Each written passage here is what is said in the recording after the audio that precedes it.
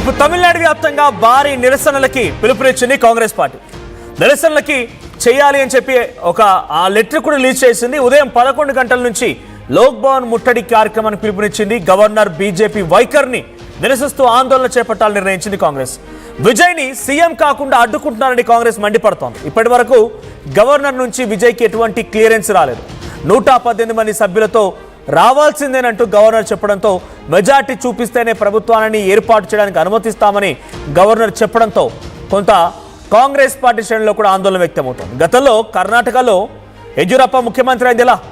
ఆయన assembly floor test చేయడానికి సిద్ధమైపోయిన తర్వాత అటు జేడీఎస్ కాంగ్రెస్ కూటమి ఉంది, కానీ మీరు ఫుల్ సింగిల్ మెజార్టీ లేదు కాబట్టి మేము మీకు అనుమతి ఇవ్వమని చెప్పి ప్రభుత్వం కొట్టిపారేయడంతో ఆ రోజున బీజేపీ అధికారంలోకి వచ్చింది. మళ్ళీ బీజేపీ 10-11 రోజులు ఆ సమయం 1-2 వీక్స్లోనే మళ్ళీ గవర్నమెంట్ కొలాప్స్ అయింది. అంటే ఆ రోజు అక్కడ చెల్లుబాటు అయింది, తమిళనాడులో ఎందుకు చెల్లుబాటు అవ్వడం లేదు? ఫ్లోర్ టెస్ట్కి రెడీ అంటున్నాం, కానీ ఎందుకు గవర్నర్ అనుమతించి? గవర్నర్కి నెంబర్స్ కావాలా? సింగిల్ లార్జెస్ట్ పార్టీగా మేము ఉన్నాం కాబట్టి మమ్మల్ని వారే వచ్చి మీరు ప్రభుత్వాన్ని ఏర్పాటు చేయాలి, రిక్వెస్ట్ చేయాలి. కానీ ఇలా మేము ఏర్పాటు చేస్తామని చెప్పిన ఇప్పటివరకు అనుమతించకపోవడం, నెంబర్ గేమ్ ఆడడం, మమ్మల్ని ఒక ఇబ్బంది గురి చేయడం అన్నట్టుగా విజయ్ కూడా బాధపడుతున్నారు. సో ఈ నేపథ్యంలోనే కాంగ్రెస్ పార్టీ ఆల్రెడీ విజయ్కి మద్దతుగా నిలబడింది కాబట్టి గవర్నర్ కార్యాలయం లోక్ భవన్ దగ్గర రేపు ఆందోళన చేపట్టాలని డిసిషన్ తీసుకుంది. రేపు 11 గంటలకి మొత్తంగా తమిళనాడు వ్యాప్తంగా నిరసనలు తెలుపబోతోంది. లోక్ భవన్ దగ్గర ఆందోళన చేపట్టబోతోంది. మరోవైపు ఇటు విజయ్ కూడా మద్దతు కూడా గట్టి పనిలో ఉన్నారు. లెఫ్ట్ పార్టీలతో విజయ్ ప్రత్యక్షంగా చర్చలు కూడా జరుపుతున్నట్టుగా తెలుస్తోంది. So as of now Vijay గెలిచింది 108 అండ్ 5 కాంగ్రెస్, మొత్తంగా 113 ప్లస్ ఆయన గెలిచిన 2 స్థానాల్లో కాబట్టి ఒకటి మైనస్ చేస్తే 112 112 స్థానాలు ఆయనకు ఉన్నాయి. So VCK party, CPI, CPM రేపు మీటింగ్ పెడుతున్నాయి. మీటింగ్ తర్వాత ఎటువంటి డిసిషన్ ప్రకటిస్తాయో చూడాలి. కానీ రేపు కాంగ్రెస్ రాష్ట్ర వ్యాప్తంగా నిరసనలు చేపట్టడంతో కొంత అటు బీజేపీ అండ్ గవర్నర్ వైపుగా వ్యతిరేకం కనబడుతోంది. సో కాంగ్రెస్ రేపు లోక్ భవన్ ముట్టడిస్తామని చెప్తోంది. లోక్ భవన్ ముట్టడి కార్యక్రమాన్ని ఉదయం 11 గంటలకి నిర్వహిస్తామని ఒక అఫీషియల్ నోట్ కూడా విడుదల చేసింది Congress party. So Congress party చేసేటువంటి ఈ ధర్నాలో టీవీకే పార్టిసిపేట్ చేస్తుందా? కాంగ్రెస్ పార్టీ చేపట్టిన ఈ నిరసనలో కాంగ్రెస్ అటు టీవీకే పార్టీ కానీ టీవీకే పార్టీ తరఫున ఎమ్మెల్యేలు కానీ వాళ్ళు పార్టిసిపేట్ చేస్తారు, ఎలా ఉంటుందో చూడాలి. బట్ గవర్నర్ డిసిషన్ మాత్రం కొంచెం టూ హార్ష్గా కనిపిస్తోంది. వేరే రాష్ట్రాల్లో పాజిబుల్ అయింది, తమిళనాడులో ఎందుకు పాజిబుల్ అవ్వడం లేదు? వేరే రాష్ట్రాల్లో ఉన్నటువంటి లిబర్టీ ఇక్కడ తమిళనాడులో ఉన్నటువంటి ప్రభుత్వాలకు ఎందుకు ఇవ్వడం లేదు? సో గవర్నర్ వ్యవస్థను అడ్డు పెట్టుకొని బీజేపీ ఈ స్థాయిలో కుట్రలు పన్నుతుందనేది కాంగ్రెస్ పార్టీ భావిస్తోంది. మా ప్రతినిధి కృష్ణమోహన్ ఉన్నారు. కృష్ణమోహన్, రేపు రాష్ట్ర వ్యాప్తంగా అటు లోక్ భవన్తో పాటుగా రాష్ట్ర వ్యాప్తంగా పలు ప్రాంతాల్లో కాంగ్రెస్ పార్టీ ఆందోళన నిరసనలు వ్యక్తం చేయబోతోంది. దీనికి టీవీకే మద్దతు కూడా ఉందా? టీవీకే కూడా ఈ నిరసనలో ఆందోళన పార్టిసిపేట్ చేసే అవకాశం ఉందా?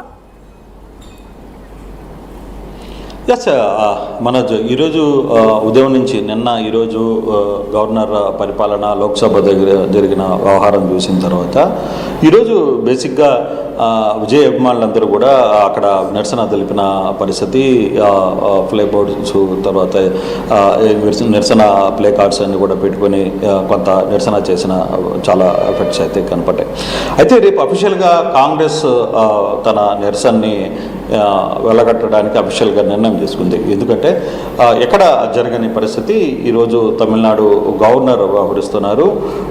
బల పరీక్షణ అనేది ఎక్కడ కూడా అసెంబ్లీ ఫ్లోర్ మీద జరగాలి, కానీ గవర్నర్ ఇంట్లో కాదు అనేది చాలామంది మాట్లాడుతున్న పరిస్థితి. 2 సార్లు ఈరోజు ఉదయం కూడా పిలిచిన తర్వాత కూడా మళ్ళీ దాని మీద ఎటువంటి వ్యవహారమే చేయడం ఏంటి అనేది ఒక రకంగా అవమానించినట్టే అనేది కొంత చర్చ అయితే జరుగుతుంది. మరోవైపు రేపు జరగబోయే దీంట్లో ఎటువంటి ఒక కాంగ్రెసే ఉంటుందా, వామపక్షాలు కూడా ఒక నిర్ణయాన్ని తీసుకుంటే వామపక్షాలు కూడా ఖండించే పూర్తిగా ఇప్పటి వరకు జరుగుతున్న పరిస్థితిలో లేదు.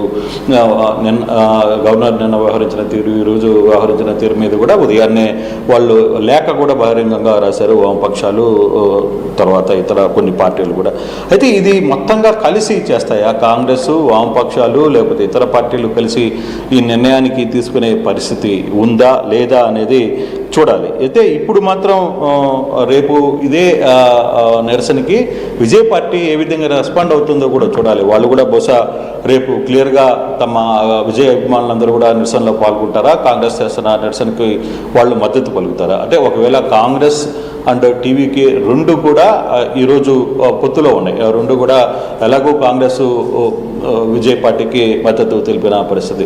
ఇక మిగిలిన బీసీకే తర్వాత లెఫ్ట్ పార్టీలు ఈరోజు స్టాలిన్తో కూడా కలిసాయి. స్టాలిన్తో మాట్లాడుకునే ప్రయత్నం చేశారు. స్టాలిన్తో మీటింగ్ జరిగినప్పుడు వాళ్ళు అడిగారు, మేము ఇట్లా మద్దతు ఇవ్వడానికి సిద్ధంగా అనిపిస్తుంది, మీరేమంటారని మాట్లాడిన తర్వాత అది మీ డెసిషన్, విజయ్కి మద్దతు ఇవ్వడంలో మాకేమీ అభ్యంతరం లేదు, కాకపోతే మేము 6 నెలల వరకు విజయ్కి పూర్తిగా సహకరిస్తాం, మాదేమి ఎటువంటి ఇబ్బందులకి గురి చేయం, పూర్తిగా సహకరిస్తాం. 6 నెలల తర్వాత విజయ్ పరిపాలనలో తేడా వస్తే మాత్రం ఖచ్చితంగా మేము మా సత్తా కూడా ఏదో చూపిస్తామని చెప్పి స్టాలిన్ చాలా మెచ్యూర్డ్గా మాట్లాడారు అనేది చెప్తున్నారు.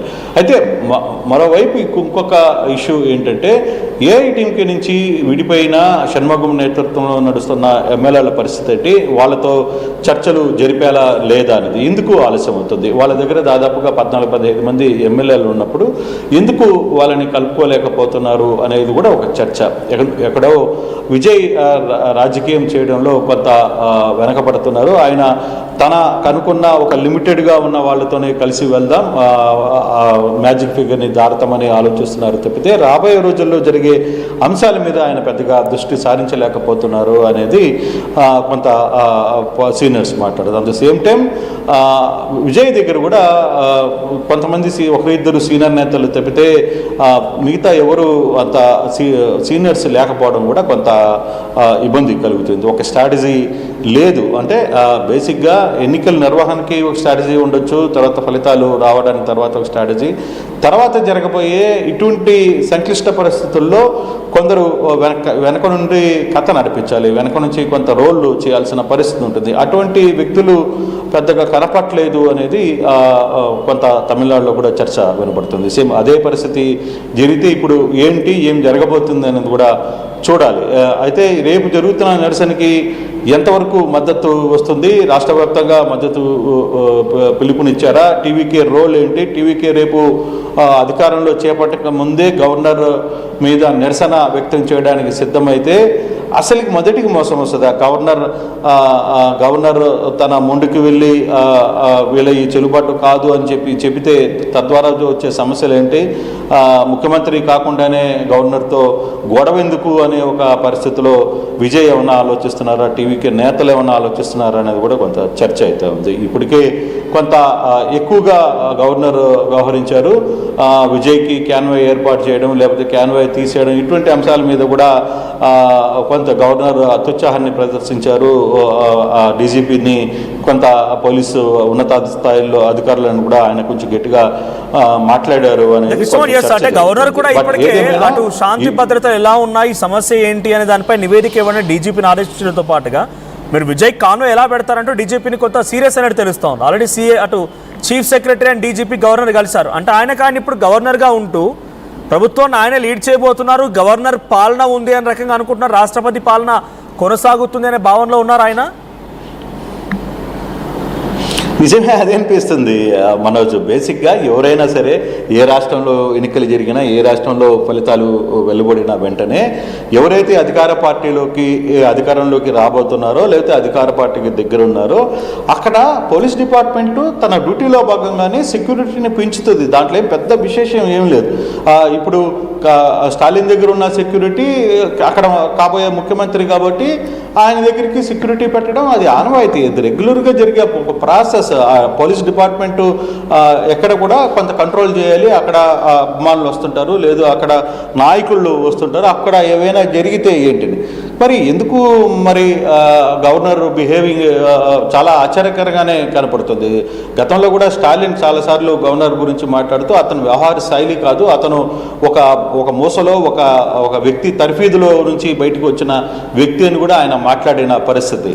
సో అటువంటి సిచ్యువేషన్స్ ఉన్నాయి. కానీ గవర్నర్ ఎందుకు వెంటనే డీజీపీతో మాట్లాడటం, తర్వాత డీజీపీని హెచ్చరించడం, తర్వాత సిఎస్ సిఎస్ని హెచ్చించడం. ఏ గవర్నమెంట్లో అయినా ఏ వ్యక్తులైనా అక్కడ ఆ పార్టీలో డీజీపీగా ఆ పార్టీలో సిఎస్గా ఉన్నప్పుడు ఒక ముఖ్యమంత్రి స్థానంలోకి ఎవరు వస్తున్నా వెంటనే అక్కడికి క్యాన్వా వెళ్ళిపోవడం, తర్వాత ఆయనకు సెక్యూరిటీలు కల్పించడం, ఇది రెగ్యులర్గా జరుగుతున్న ప్రాక్టీసే. కానీ మరి ఎందుకు అంత రియాక్ట్ అయ్యారు అనేది కూడా తెలియట్లేదు. కొంత ఢిల్లీ నుంచి వ్యవహారం ఉంది అనేది చాలా క్లియర్గా చెప్తున్నారు. అందుకే రేపు కాంగ్రెస్ కావచ్చు లేకపోతే లెఫ్ట్ కూడా దీంట్లో పాల్గొనే అవకాశాలు ఉన్నాయని కూడా చెప్తున్నారు. అయితే ఇక్కడ ఒక చిన్న సమస్య ఉంది. ఆ డిఎంకేతో మొదట కూటమి డిఎంకే కూటమిలో ఉన్న DMK party, Congress and left మొదట డిఎంకే కూటమిలో ఉన్నాయి వీసీకే కూడా.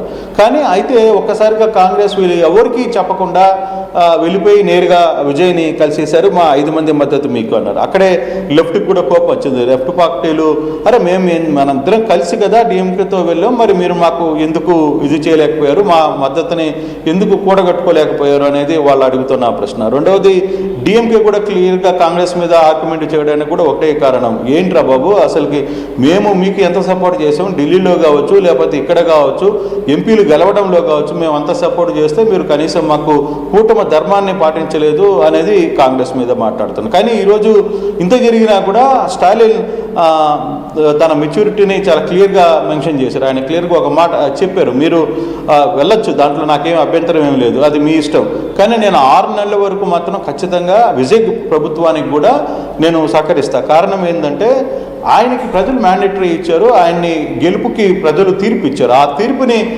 డెఫినెట్గా నేను గౌరవించాల్సిందే. అందుకే నేను ప్రతిపక్షంలో కూర్చునే దానికి నాకేమీ ఇది లేదు, డెఫినెట్గా నేను ప్రతిపక్షంలో కూర్చుంటానని కూడా ఆయన చెప్పిన పరిస్థితి. సో ఇటువంటి సందర్భంలో రేపు జరగబోయే నిరసన ఎంత దూరం వెళ్తుంది? ఇప్పుడు ఒకవైపు గవర్నర్ ఇంత వరుసగా ఆయన చేయాల్సిన రాష్ట్రపతి పాలనలో ఆయన చేయాలనుకునేవన్నీ ఈ 2 రోజుల్లోనే చాలా వరకు చేసేసారు అనేది చాలా సీరియస్గా జరుగుతుంది. సిఎస్ని పిలిపించి మందలించడం, లేకపోతే డీజీపీని పిలిచి మందలించడం, ఇవన్నీ కూడా కొన్ని అంశాలు చాలా సీరియస్గా రియాక్ట్ అవుతున్నారు తమిళనాడు ప్రజలు. అసలు ఆయనకేం సంబంధం? ఈ సందర్భంలో ఎవరైనా పార్టీలు గెలిచిన తర్వాత ఆ పార్టీకి సెక్యూరిటీ ఇవ్వడం లేకపోతే అదనపు బలగాలను పంపించడం అనేది రెగ్యులర్గా జరిగే ప్రాసెస్. అది ఉదయం 10 గంటల నుంచే ప్రారంభమవుతుంది, కానీ విజయ్కి మధ్యాహ్నం 2 గంటల తర్వాత పంపించారు సెక్యూరిటీ కూడా అనేది వాళ్ళు చెప్తున్న పరిస్థితి. కానీ రేపు టీవీకే పార్టిసిపేట్ చేసే అవకాశం ఉందా ఈ ఆందోళనలో? టీవీకే ఎమ్మెల్యేలు కానీ టీవీకే పార్టీ కార్యకర్తలు కానీ కాంగ్రెస్ టీవీకే కలిసి ప్రభుత్వాన్ని ఏర్పాటు చేయబోతున్నాయి కాబట్టి ఇక్కడ గవర్నర్కి వ్యతిరేకంగా జరిగినటువంటి నినాదాల్లో ఆందోళనలో టీవీకే పార్టిసిపేషన్ ఉంటుందా లేదా? డెఫినెట్గా ఉంటుంది. ఎందుకంటే ఈరోజు విజయ్ బయటకు వచ్చిన తర్వాతనే వెంటనే కొంతమంది ప్లే కార్డ్స్ పెట్టుకొని గవర్నర్ ముందు కొంత నిరసన కూడా తెలిపారు. కాబట్టి రేపు ఈ అఫీషియల్ ప్రోగ్రామ్ కాబట్టి కాంగ్రెస్ ఖచ్చితంగా టీవీకిలో ఉన్న అభిమానులు కావచ్చు, దగ్గరలో ఉన్న అభిమానులు అందరూ కూడా గవర్నర్ ముందు నిరసనలు జరపడానికి వాళ్ళు కూడా వచ్చే అవకాశాలు అయితే చాలా స్పష్టంగా కనపడుతున్నాయి.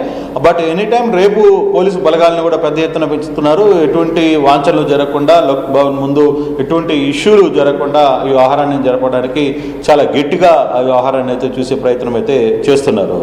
Right, thank you Krishnamohan. So మొత్తంగా రేపు టీవీకే పార్టీ ప్రభుత్వాన్ని ఏర్పాటుకి ఆటంకాలు క్రియేట్ చేస్తున్నారని చెప్పి భావించిన కాంగ్రెస్ పార్టీ టీవీకే మద్దతులో ఉంది కాబట్టి గవర్నర్ లోక్ భవన్ కార్యాలయాన్ని ముట్టడించడానికి సిద్ధమైపోయింది. రేపు రాష్ట్ర వ్యాప్తంగా ఆందోళన చేపట్టబోతుంది. రేపు తమిళనాడు వ్యాప్తంగా కాంగ్రెస్ పార్టీ పెద్ద మొత్తంలో ఆందోళనలు గవర్నర్కి వ్యతిరేకంగా ఆందోళన చేపట్టబోతోంది.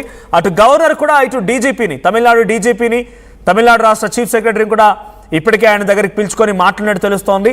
సో మీరు ఫస్ట్ డీజీపీని క్వశ్చన్ చేశారు, మీరు టీవీకే పార్టీకి ఎందుకు అక్కడ మీరు కాన్వాయ్ ఏర్పాటు చేశారు, కాన్వాయ్ ఏర్పాటు చేయాల్సిన అవసరం ఏమొచ్చింది, కాన్వాయ్ ఏర్పాటు ఎందుకు చేశారని క్వశ్చన్ చేస్తూనే ఎప్పటికప్పుడు శాంతి భద్రతల విషయంపై నాకు రిపోర్ట్ ఇవ్వాలని చెప్పి గవర్నర్ ఆదేశించినట్టు తెలుస్తోంది.